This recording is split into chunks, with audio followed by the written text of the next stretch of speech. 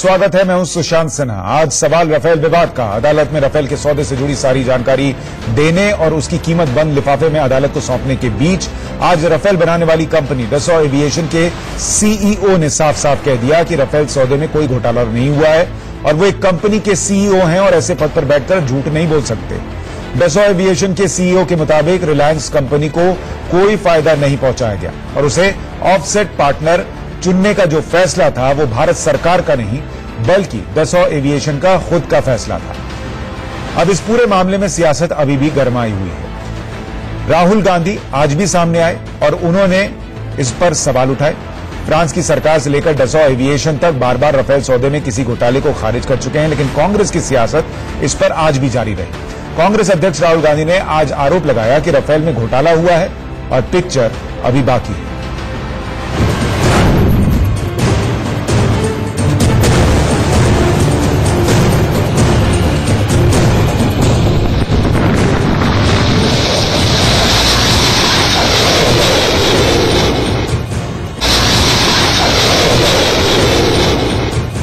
हिंदुस्तान की सियासत में जिस लड़ाकू विमान पर घमासान मचा है, ये उसकी पहली झलक है। राफेल विमान की पहली झलक की ये तस्वीरें फ्रांस के एयरबेस से आई हैं, जो 1 मिनट में 60,000 फुट की उड़ान भर सकता है। जिस राफेल के डर से चीन और पाकिस्तान कांपता है, वो राफेल विमान अगले साल से भारतीय वायुसेना के बेड़े में शामिल हो जाएगा और वायुसेना की ताकत कई गुना बढ़ जाएगी।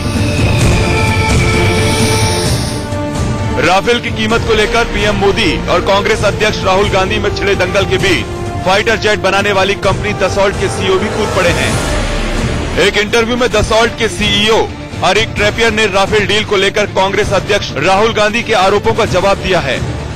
दसॉल्ट के सीईओ ने कहा, अनिल अंबानी की कंपनी को दसॉल्ट ने ही चुना है। रिलायंस की तरह 30 पार्टनर और भी हैं। ये मेरा और रिलायंस का फैसला था कि हम एक साथ एक कंपनी बनाएं। एक कंपनी बनाने का फैसला सही था। दसॉल्ट के सीईओ ने फ्रांस के पूर्व राष्ट्रपति ओलांद के बयान को झूठा बताया और उन्होंने झूठ बोलने वाले राहुल के आरोप पर भी सफाई दी। मेरी छवि झूठ बोलने वाले व्यक्ति की नहीं है। मेरी पोजीशन पर आकर आप झूठ बोलने का रिस्क नहीं ले सकते। दसॉल्ट के सीईओ ने कहा है कि भारत के साथ रिश्ता पुराना है और पहली डील 1993 में हुई, जब पंडित जवाहरलाल नेहरू प्रधानमंत्री थे। उन्होंने कहा कि मौजूदा 36 राफेल की कीमत 9% कम है। दसॉल्ट की सफाई के फौरन बाद कांग्रेस अध्यक्ष राहुल गांधी ने ट्वीट किया, सुप्रीम कोर्ट में मोदी जी ने मानी अपनी चोरी। हलफनामे में माना कि उन्होंने बिना वायुसेना से पूछे कॉन्ट्रैक्ट बदला और 30,000 करोड़ रुपया अंबानी की जेब में डाला। पिक्चर अभी बाकी है मेरे दोस्त। दसॉल्ट के सीईओ के बयान के बाद कांग्रेस और बीजेपी आमने सामने हो गई। कांग्रेस प्रवक्ता रणदीप सुरजेवाला ने दसॉल्ट के सीईओ के बयान पर सवाल उठाते हुए झूठ और गढ़ा हुआ इंटरव्यू बताया, तो वहीं बीजेपी ने कहा कि राहुल गांधी सिर्फ और सिर्फ झूठ की राजनीति करते हैं। एरिक ट्रैपियर और प्रधानमंत्री मोदी कितने भी पीआर स्टंट और प्रायोजित इंटरव्यू करवा लें, परंतु राफेल के भ्रष्टाचार पर पर्दा नहीं डाल सकते। दोषी का बयान खुद के हक में नहीं गिना जा सकता। जब जेपीसी होगी तो प्रधानमंत्री नरेंद्र मोदी जी की जांच भी होगी और एरिक ट्रैपियर की भी। डसॉल्ट के सीईओ एरिक ट्रैपियर के आज के बयान के बाद एक बात स्पष्ट हो गई है कि राहुल गांधी केवल और केवल झूठ की राजनीति करते हैं। बिना तथ्यों के, बिना किसी एविडेंस के प्रधानमंत्री के लिए जो अपशब्द उन्होंने कहे हैं, इस बयान के बाद उन्हें पूरे देश से माफी मांगनी चाहिए।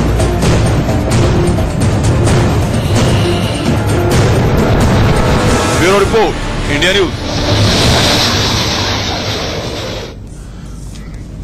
तो राफेल को लेकर सियासत अभी भी गरमाई हुई है और इसी पर आज जवाब तो देना होगा में सवाल जवाब का सिलसिला चलेगा कि कौन सच बोल रहा है और कौन झूठ। राहुल गांधी क्या इस पर सियासत कर रहे हैं? उन्हें क्यों लगता है पिक्चर अभी बाकी है? इस पर चर्चा करने के लिए हमारे साथ एक खास पैनल है। सुदेश वर्मा बीजेपी के प्रवक्ता हमारे साथ जुड़ गए हैं। अर्जुन मोढवाडिया कांग्रेस के प्रवक्ता थोड़ी देर में हमारे साथ जुड़ जाएंगे।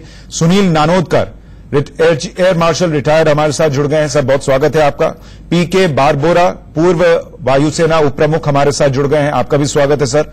और पथिकृत पायने स्ट्रैटेजिक एनालिस्ट हमारे साथ स्टूडियो में मौजूद हैं, आप सभी का बहुत स्वागत है। हम चर्चा की शुरुआत करें और सवाल जवाब के सिलसिले को आगे बढ़ाएं। उससे पहले जवाब तो देना होगा, हम एक छोटे से ब्रेक के लिए रुक रहे हैं और जब लौटेंगे ब्रेक से तो बिना किसी ब्रेक के चर्चा को आगे बढ़ाएंगे। आने के लिए दसॉ के सीईओ पर आरोप लगाए थे और आज दसॉ एविएशन के सीईओ ने राहुल के आरोपों पर क्या जवाब दिया है वो भी आपको सुनवाते हैं। एचएएल को परे करके अनिल अंबानी को कॉन्ट्रैक्ट देने का कारण था कि अनिल अंबानी जी के पास जमीन थी। अनिल अंबानी की कंपनी में डसॉल्ट ने 284 करोड़ रुपए डाला और उसी पैसे से अनिल अंबानी ने जमीन खरीदी। मतलब साफ डसॉल्ट का सीईओ साफ झूठ बोल रहा है। I don't lie. The truth, everything I declared before, all the statements I made are the truth. I can confirm to you today, and I don't have the reputation to lie. And when you are in my position as a CEO, you don't lie. तो इस पर भी बयानबाजी लगातार हो रही है। हमारे साथ खास पैनल है, सुदेश वर्मा बीजेपी के प्रवक्ता, अर्जुन मोढवाडिया कांग्रेस के प्रवक्ता हमारे साथ जुड़ गए हैं। इसके अलावा सुनील नानोदकर एयर मार्शल रिटायर्ड हमारे साथ हैं, पीके बारबोरा पूर्व वायुसेना उप प्रमुख हमारे साथ हैं और पथिकृत पायने स्ट्रैटेजिक एनालिस्ट हमारे साथ स्टूडियो में। आप सभी का बहुत स्वागत है। अर्जुन मोढवाडिया जी, पहला सवाल मेरा आपसे ही है कि दसॉ एविएशन के सीईओ जो कह रहे हो या फिर फ्रांस की सरकार बकायदा स्टेटमेंट जारी करके जो कह रही हो, उस पर क्यों विश्वास न किया जाए और क्यों यह मान लिया जाए कि एक देश की सरकार नरेंद्र मोदी के कहने पर झूठ बोलेगी? एक कंपनी जो नेहरू के जमाने से भारत के साथ सौदे कर रही है, रक्षा सौदे, वो मोदी के कहने पर झूठ बोलेगी?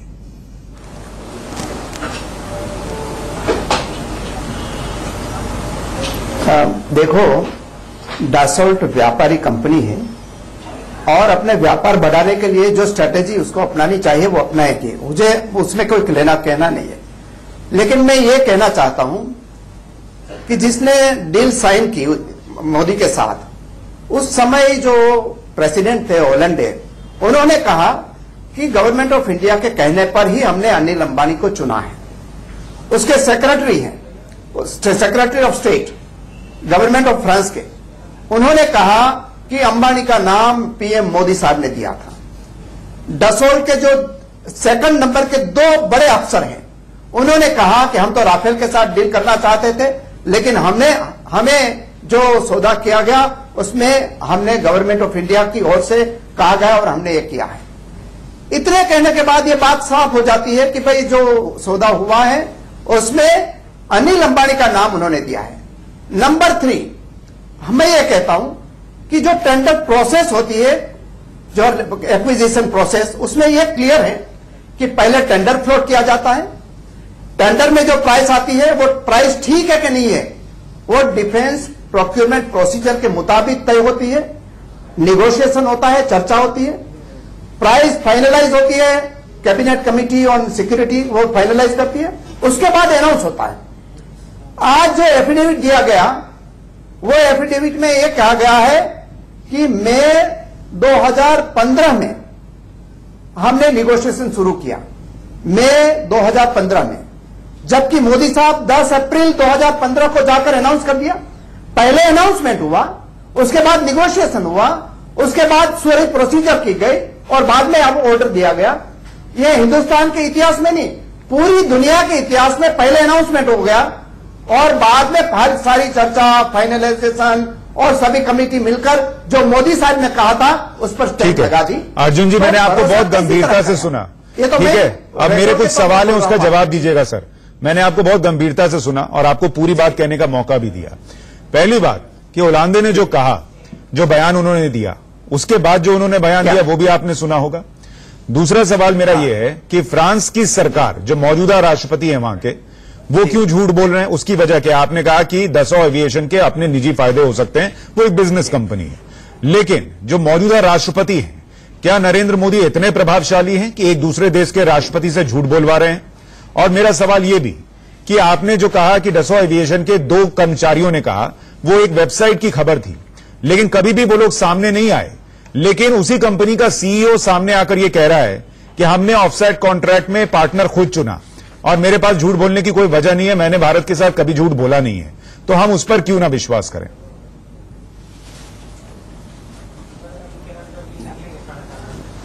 देखो, कंपनी है, उस पर हम विश्वास अविश्वास का सवाल नहीं है। मैं तो कहता हूं कि उस पर आपको स्टेटमेंट पर आप विश्वास करते हैं तो 2015 का उसका 15-16 का जो फाइलिंग है वो बताते हैं कि 59,000 करोड़ का सौदा। सर, मेरा सवाल अलग था। मैंने कहा फ्रांस की सरकार पर विश्वास क्यों न करें? फ्रांस की सरकार झूठ क्यों बोल रही है? अनिल अंबानी की कंपनी है, अनिल अंबानी की कंपनी है। नहीं, अनिल अंबानी की नहीं, फ्रांस की सरकार ने कभी ये नहीं कहा कि भाई हम उस समय के जो प्रेसिडेंट थे, उस समय के मैं मौजूदा प्रेसिडेंट की बात कर रहा हूं सर। फ्रांस की सरकार ने बाकायदा स्टेटमेंट जारी करके कहा कि सरकारों का कोई लेना देना नहीं है।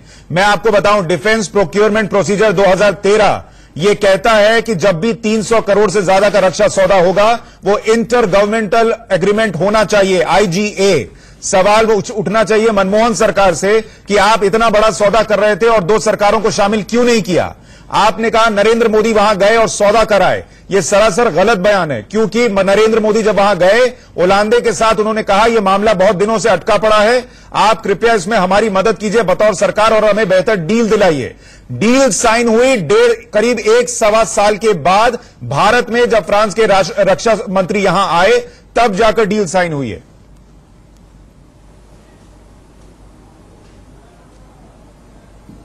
देखो, 10 अप्रैल को अनाउंसमेंट हुआ 2015 को, मोदी साहब ने वहां अनाउंसमेंट किया कि हम 126 नहीं, अभी सिर्फ 36 में हम ये जेट फाइटर लेंगे। लेकिन जो सारी प्रोसीजर है 2000, आपने कहा कि 2013 की जो डिफेंस प्रोक्यूरमेंट प्रोसीजर है उसका मुताबिक हुआ है। ये प्रोसीजर के मुताबिक तो अनिल अंबानी को चुनने का अधिकार भारत सरकार के पास था। जी नहीं, 2015 में उन्होंने ये किया। आप गलत कह रहे हैं, आप गलत कह रहे हैं। ऑफसेट पार्टनर चुनने का अधिकार हमेशा उस कंपनी के पास है जो इससे सौदा हो रहा है। मैं आपको इस पर चैलेंज करता हूं, आप डिफेंस प्रोक्योरमेंट प्रोसीजर 2013 निकालिए और उसको पढ़िए। अगर इसमें यह बयान नहीं हुआ तो जो कहिए सो।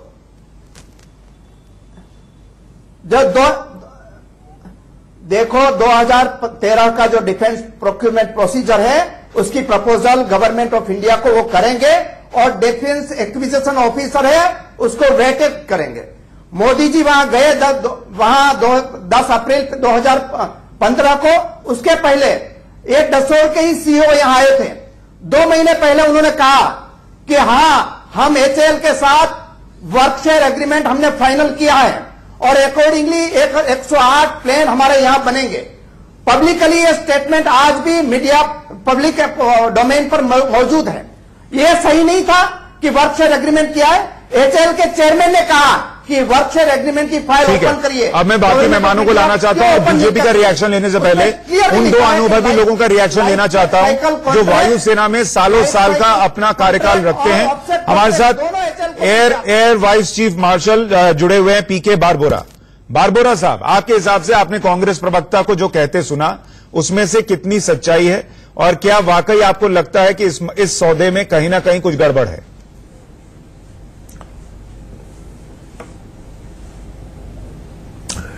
मैं कृपया से आपसे मांगता हूं कि मेरे को 3-4 मिनट दे दीजिए। बिल्कुल सर। कि ये सारे पैनलिस्ट और आपके ऑडियंस को समझ में आए ये कैसे शुरू हुआ था और अब कहां तक पहुंचा है। ये बिगिनिंग 2000 से हुआ था कि इंडियन एयरफोर्स कह रहे थे कि हमारे पास जहाज नहीं है, कम जहाज है, हमें 2 फ्रंट की लड़ाई करना है। तो उस टाइम यूपीए गवर्नमेंट ने कहा कि ठीक है, इंटरनेशनल RFI चला दीजिए। तो उसके बाद RFI आने के बाद हमने 6 जनों को RFP देने के लिए कहा, उनमें से एक राफेल था। तो हमने टेस्टिंग शुरू किया 2007 से, और इस टेस्टिंग में हमने देखा कि यूरोफाइटर टाइफून और राफेल हमारे रिक्वायरमेंट्स मीट कर रहे हैं। इसके कारण हमने इन दो जहाजों को रेकमेंड किया यूपीए गवर्नमेंट को कि इन दोनों में से आप देख लीजिए, और उसके बाद वो फाइनेंशियल बिड खुलता है। फाइनेंशियल और टेक्निकल बिड में देखा गया कि राफेल की जो प्रपोजल है वो टाइफून से अच्छा है, तो राफेल चूज किया गया। अच्छा, उसके बाद क्या हुआ? उसके बाद सारे नेगोशिएशन चलते रहे, और उस टाइम ये ऑफसेट पार्टनर होना था मुकेश अंबानी, अनिल अंबानी नहीं। सही बात। और उस टाइम 162 जहाज के लिए, सॉरी 126 एयरक्राफ्ट के लिए था, और ऑफसेट पार्टनर मुकेश अंबानी का रिलायंस कंपनी था। उसी टाइम वाइस प्रेसिडेंट दासो ने कहा था कि हमें एचएएल पर कोई विश्वास नहीं है। नाउ गवर्नमेंट का प्रोग्राम यह था कि दासो will be responsible for all 126 aircraft. इस कहानी में एचएएल ने कहा कि हम आपके मैनाज जो आप फ्रांस में यूटिलाइज करते हैं हम भारत में नहीं कर सकते, हमें करीब 7 गुना और मैनाज चाहिए। और वो कॉन्ट्रैक्ट में जो था कि 126 एयरक्राफ्ट इतने सालों में देंगे, वो टाइमलाइंस को मीट नहीं कर पाएंगे। रक्षा मंत्री ने तब एक और चिट्ठी लिखा कि ठीक है, मैं मानता हूं कि ये जहाज ठीक है, परंतु एक और बार रिव्यू किया जाए। अभी बहुत टाइम बीत गया था और जहाज के प्राइस एस्केलेशन के साथ आगे बढ़ता गया, और यूपीए गवर्नमेंट ने ये कॉन्ट्रैक्ट साइन नहीं किया कि प्राइस बढ़ गया है। एचएएल ने कहा कि हमसे नहीं हो सकता है, और ये बाद में क्या हुआ कि आखिर में आगे नहीं बढ़ने के कारण वायुसेना ने फिर से, जब गवर्नमेंट बदला, कहा कि हमें 2 फ्रंट से लड़ाई करना है, तो हमें इमीडिएटली जहाज चाहिए। इसके कारण गवर्नमेंट ने कहा, since Rafale was already evaluated, हमको इवैल्यूएशन नहीं करना पड़ेगा, तो ये गवर्नमेंट एग्रीमेंट किया जाए for 36 aircraft. In 36 aircraft, direct flyaway condition from France to Indian Air Force. HAL is not in the picture as we are not manufacturing any aircraft in India. सही बात। So, where is the question of HAL losing any job? HAL has got spare manpower because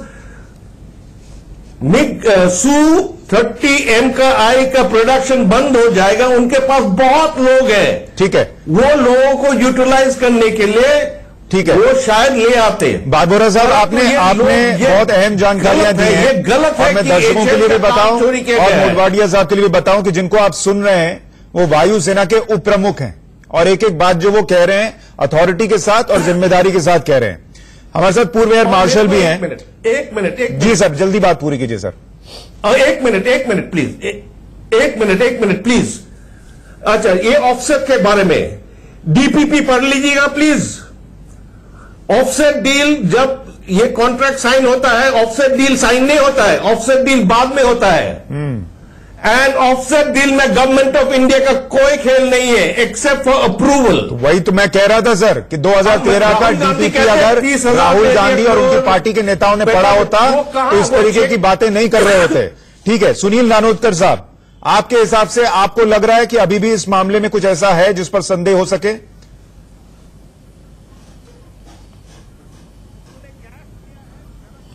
नहीं, देखिए, Barbora साहब ने बड़ी अच्छी तरीके से समझाया कि प्रोक्योरमेंट प्रोसेस क्या है, और इसके बावजूद ये जो डील जिस हिसाब से साइन हुई है, जहां तक डीले थे उसका असर आज तक वायुसेना पे है।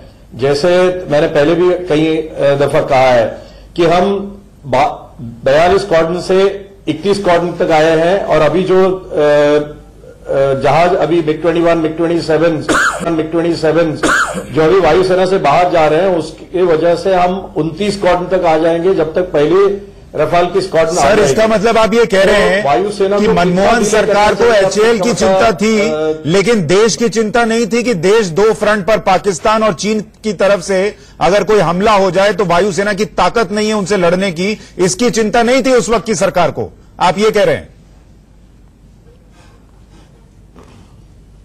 देखिए 2009 में रक्षा मंत्री ने एक डॉक्यूमेंट बनाया है जिसमें फौज की रिस्पॉन्सिबिलिटी क्या है, वेस्टर्न फ्रंट पर क्या है, ईस्टर्न फ्रंट, नॉर्थर्न फ्रंट पे क्या है, ये बड़ी अच्छी तरह से उसमें लिखा हुआ है। और अगर वो डॉक्यूमेंट पढ़ेंगे तो हमारी क्षमता क्या होना चाहिए वायुसेना की, उसका अंदाजा सब लोगों को आएगा। और वो बारबोरा साहब तब एयरफोर्स में थे, वाइस चीफ की पद पे थे, उनकी जिम्मेदारी वो अच्छी तरह से समझा सकते हैं कि वायुसेना की उन दिनों में क्या क्षमता थी और वहां से आज तक कितनी क्षमता कम हुई है।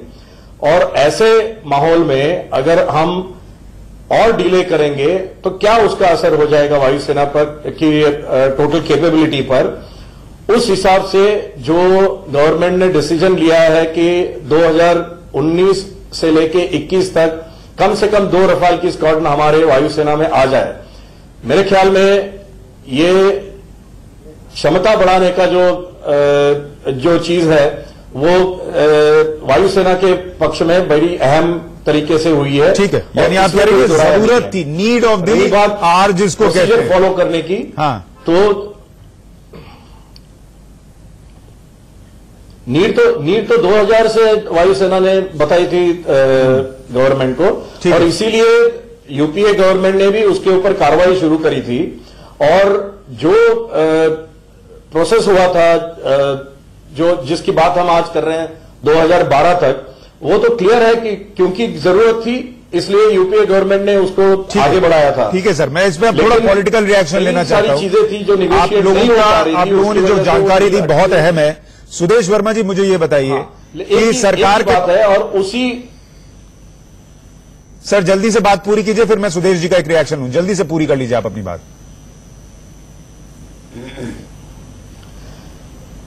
हाँ, तो यही बात मैं कहना चाह रहा हूं कि ये प्रोसेस जो अटकी हुई थी उसको सुलझाने के लिए जो भी रिक्वायरमेंट थी, मेरे ख्याल वो स्टेप्स लिए गए हैं। और उसके ऊपर उसमें से जो भी चीज उभर आती है, जो प्रोसेस फॉलो नहीं किया है या प्राइसिंग का जो भी है, आज एरिक साहब ने जो बयान दिया है उसमें बताया कि 9% कम करके दिया है, वो सब सारी चीजें अभी सुप्रीम कोर्ट बाहर लाने में सक्षम है।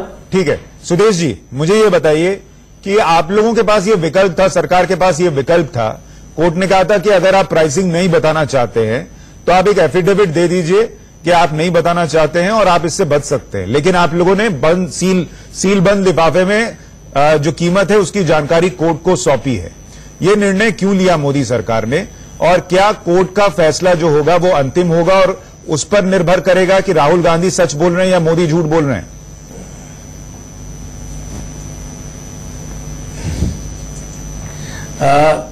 देखिए, सबसे बड़ी बात तो ये है कि डसॉल्ट के सीईओ एरिक ट्रेपियर के खुलासे के बाद राहुल गांधी जी का जो झूठ है उसका पर्दाफाश हो चुका है, और उस झूठ को छिपाने के लिए झूठ को रिपीट कर रहे हैं। इनके देखिए 2-3 मुद्दे थे। पहला मुद्दा ये था करप्शन हुआ, हमने बता दिया कि 2 सोवरेन स्टेट्स के बीच में हुआ, न कोई त्रोजी था न कोई दलाल था, करप्शन हो नहीं सकता था। फिर इन्होंने मुद्दा उठाया प्रोसेस का, ये बोलते थे कि सीसीएस को डाक में रखा गया, बाद में क्लियरेंस लिया गया। हमारी डिफेंस मिनिस्टर जो है निर्मला सीतारमण जी ने कितनी बार बताया इस बात को, जो सरकार के सामने हमने रखा कि प्रोसेस फॉलो हुआ था। मोदी जी ने जो 2015 में साइन किए थे वो एक इंटेंट था।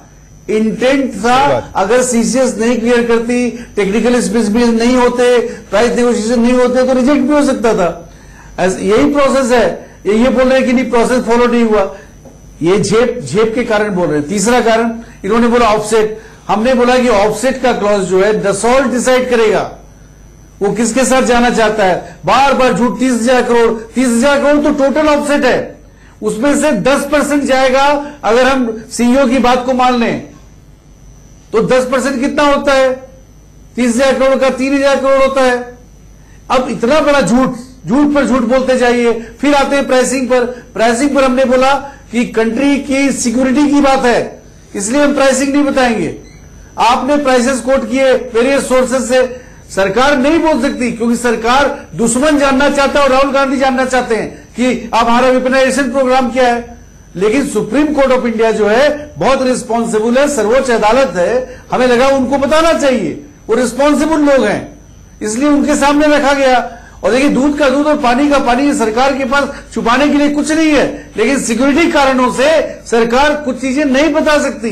राहुल गांधी जी को तो बताना चाहिए देश के सामने कि वो क्यों हमारे दुश्मन देशों के साथ खड़े हैं, क्यों जानना चाहते हैं वेपनाइजेशन प्रोग्राम क्या है। मुझे ये समझाइए स्ट्रैटेजी के लिहाज से उनको तो माफी मांगनी चाहिए। अहम था झूठ पर झूठ बोलते जाइए। फौरन 36 राफेल जो है वो भारतीय वायुसेना में शामिल हों, और उसके लिए अगर ये त्वरित निर्णय लिए गए तो क्या ये उचित था, या इसमें आपको कोई गड़बड़ी दिखती है? नहीं सुशांत जी, एक तो पहली चीज मैं बताना चाहता हूं कि पिछले 1 साल से बहुत झूठ बोला गया है कि 30,000 करोड़ अनिल अंबानी को जा रहा है। ये सरासर गलत है। 30,000 करोड़ टोटल ऑफसेट है, जिसमें बिगेस्ट बेनिफिशियरीज डीआरडीओ 9,000 करोड़ जा रहा है। 21,000 करोड़ जो बाकी है ऑफसेट, वो 70 कंपनीज में डिवाइड हो रहा है। दूसरी चीज है, ये जो हमारे जो एयरफोर्स डेप्यूटी चीफ यहां पे अभी बोले कि 2001 से एयरफोर्स बोल रहा है कि हमें प्लेन्स चाहिए, 126 चाहिए, वो नहीं हो रहा था। 2014 तक कांग्रेस यूपीए हैड ऑप्शन कि वो नेगोशिएट कर नहीं पाया था, क्योंकि डसॉल्ट ने बोल दिया कि हैल अगर तैयार करेगा मैं उसका क्वालिटी कंट्रोल की गारंटी नहीं लूंगा। तो उसके बाद अभी ये हाल है। आप देखिए पिछले 10-15 साल में चाइना ने किस तरह से अपनी फ्लीट का ऑगमेंटेशन किया है। दे हैव J-11 जो उसका प्लेन है, सुखाई 27 का लाइसेंस प्रोडक्शन 270 बना लिया है। J-10 जो है उसका 236 बना लिया है। J-16 बना लिया है। Stealth aircraft J-20 they have already started production. HAL क्या कर रहा था? अभी जो सुखाई 30 है, अब ये बात बोला जा रहा है कि क्यों नहीं मिला यह कॉन्ट्रैक्ट। सुखाई 30 की डिलीवरी में 3 साल की डिले है। जागुआर अपग्रेडेशन में 6 साल की डिले है। लाइट कॉम्बैट एयरक्राफ्ट का जो डील दिया गया था 2006 और 2010 में 40 का, अब तक कितने डिलीवरी किया है? सिर्फ 9 का। अर्जुन मोढवाडिया जी, मुझे ये बताइए, जो हमारे यहां वरिष्ठ बैठे हुए हैं वायुसेना से जुड़े हुए लोग, वायुसेना उपप्रमुख से लेकर तमाम लोगों को सुनने के बाद, क्या सवाल ये नहीं पूछा जाना चाहिए कि कांग्रेस पार्टी राफेल पर सवाल पूछने की बजाय देश को इस बात का जवाब दे कि उसे एचएएल की चिंता थी, लेकिन इस बात की चिंता नहीं थी कि पाकिस्तान या चीन से अगर कोई हमला हो जाए और वायुसेना की तैयारी नहीं है तो हम कैसे निपटेंगे? उसको देश की चिंता नहीं थी कांग्रेस पार्टी को?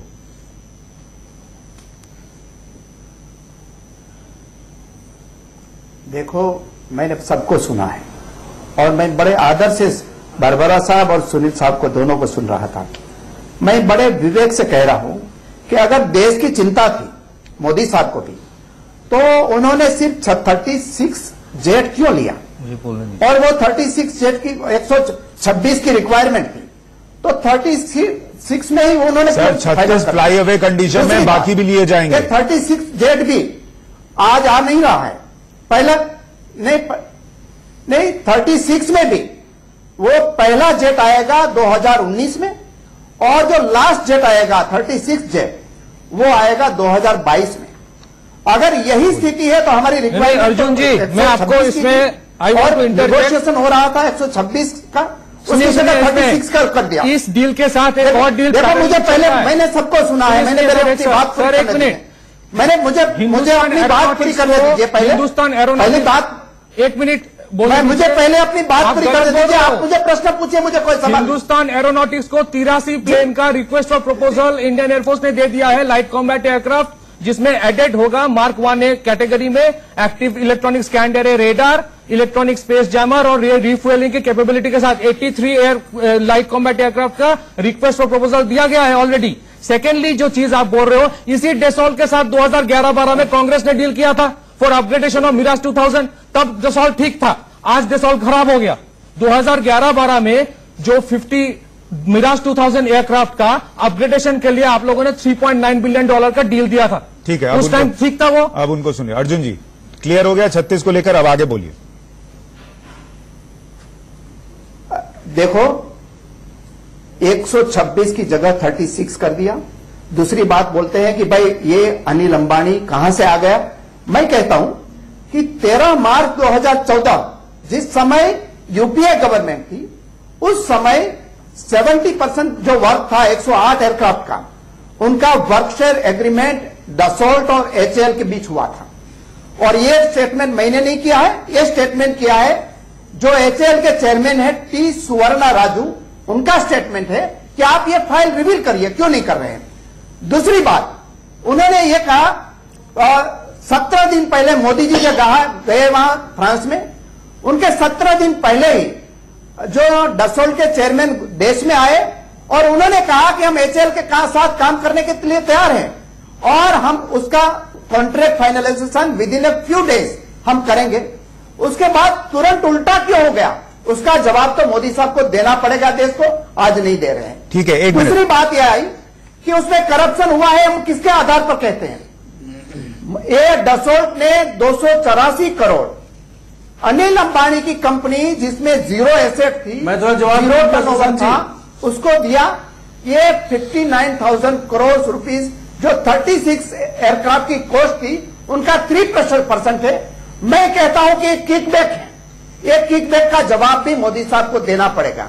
ठीक है। दूसरी बात सबसे इंपॉर्टेंट, अब मैं दर्शकों के लिए बता दूं, क्योंकि आप लोग लगातार बोलते जाते हैं सर, चाहे आप हो चाहे राहुल गांधी हो, और उनका फैक्ट से लेना देना नहीं होता और दर्शकों तक बात अलग जाती है। आज ही सीईओ ने कहा है कि हमारा ज्वाइंट वेंचर है, रिलायंस को कुछ नहीं गया, ज्वाइंट वेंचर में पैसा गया है। और जब ज्वाइंट वेंचर हुआ, आपको यह भी बता दूं सर, सुनिए, आपको शायद नहीं जानकारी होगी, डसो एविएशन ने रिलायंस के साथ जब सौदा किया तो उसको राफेल नहीं बनाना, ये जान के रखिए, राफेल बन के आने वाले। लेकिन रिलायंस के पास जो भारत में एयरपोर्ट बनाने के कॉन्ट्रैक्ट्स हैं, उसको लेकर भी ज्वाइंट वेंचर हुआ है डसो एविएशन और रिलायंस के बीच, वहां भी उन्होंने फायदा कमाया है डसो एविएशन ने, यह भी आपको बता दूं। सुदेश जी, आप रिस्पॉन्ड कीजिए।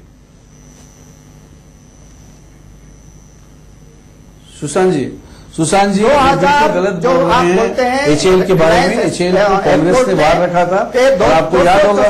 सुन लीजिए सुन लीजिए सुन लीजिए सुन लीजिए सुन लीजिए सुन लीजिए सुन लीजिए सुन लीजिए सुन लीजिए सुन लीजिए भाई साहब, सुन लीजिए। बहुत झूठ बोल रही है, झूठ नहीं मानेगी। सर जल्दी बोलिएगा, समय नहीं है, जल्दी जल्दी बोलिए। सुन लीजिए सच्चाई क्या है। आपके आप एयर चीफ को नहीं मानेंगे, उनके स्टेटमेंट को नहीं मानेंगे। उन्होंने बताया आपको कि 36 जो एयरक्राफ्ट हैं फ्लाई बाई कंडीशन में आने वाले हैं, उसमें कोई मैन्युफैक्चरिंग नहीं होनी है इंडिया में, तो एचएएल तो ऐसे भी नहीं रहेगा उसमें। और बाकी जो होने वो फिर रीनेगोशिएट होंगे, जो एयरक्राफ्ट आने वो भी झूठ बोल रहे हैं आप, उसके लिए भी मीटिंग होगा। आप लोग इतना झूठ क्यों बोलते हैं? ठीक है, मुझे बस इतनी उम्मीद है सर कि नरेंद्र मोदी पर यह आरोप है, या नरेंद्र मोदी सरकार पर, कि वो फ्रांस की सरकार से झूठ बोलवा ले रहे हैं, वो डसो एविएशन के सीईओ से झूठ बोलवा ले रहे हैं, वो यहां बैठे शायद बारबोरा साहब या सुनील जी से भी झूठ बोलवा ले रहे हैं, मुझसे भी, सबसे झूठ बोलवा ले रहे हैं। लेकिन अब सुप्रीम कोर्ट जब इस पर फैसला सुनाएगा, तब मुझे बस इतनी उम्मीद है कि राहुल गांधी आकर ये न कह दें कि सुप्रीम कोर्ट से भी झूठ बोलवा लिया गया है। बस इतनी मर्यादा रखिएगा सर, वहां फिर मत कहिएगा कि सुप्रीम कोर्ट को भी खरीद लिया गया। जवाब तो देना होगा। मैं आप सभी का बहुत शुक्रिया चर्चा में जुड़ने के लिए। आज के लिए इतना ही, नमस्कार।